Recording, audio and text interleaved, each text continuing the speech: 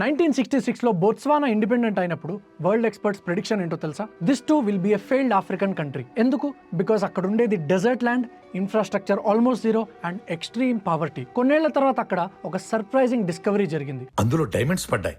దెబ్బకు దశ తిరిగిపోయింది. డైమండ్స్ దొరికాయి. బట్ ఇక్కడే పెద్ద స్ట్రెస్ స్టార్ట్ అయింది. ఆఫ్రికాలో చాలా కంట్రీస్ లో రిసోర్సెస్ దొరికిన తర్వాత ఏం జరిగిందో మీకు తెలుసు. Corruption, conflict and civil wars. So Botswana fate కూడా అదేనా? ఇక్కడే బోట్స్వానా ఫేట్ చేంజ్ అయింది. బోట్స్వానా గవర్నమెంట్ డైమండ్స్ ని ప్రైవేట్ గా క్యాప్చర్ చేయనివ్వలేదు. ఇన్స్టెడ్ గ్లోబల్ కంపెనీ అయిన డిబియర్స్ తో 50-50 పార్ట్నర్షిప్ క్రియేట్ చేసింది. డైమండ్ మైనింగ్ నుండి వచ్చిన రెవెన్యూలో మెజారిటీని కంట్రీ యొక్క డెవలప్మెంట్ లో యూజ్ చేసింది. స్కూల్స్, రోడ్స్, హాస్పిటల్స్, ఇన్ఫ్రాస్ట్రక్చర్ అన్నిటిని బిల్డ్ చేసింది. డైమండ్స్ ఇప్పుడు కంట్రీ ఎక్స్పోర్ట్ లో 80% వరకు కాంట్రిబ్యూట్ చేస్తున్నాయి అండ్ జీడిపిలో అరౌండ్ 30% కాంట్రిబ్యూషన్ ఉంది. 1966 లో పూరెస్ట్ కంట్రీస్ లో ఒకటైన బోట్స్వానా ఈ రోజు ఆఫ్రికాలోనే richest and most stable democracies లో ఒకటి. హిస్టరీలో డైమండ్స్ చాలా కంట్రీస్ ని పూర్తిగా డిస్ట్రాయ్ చేశాయి.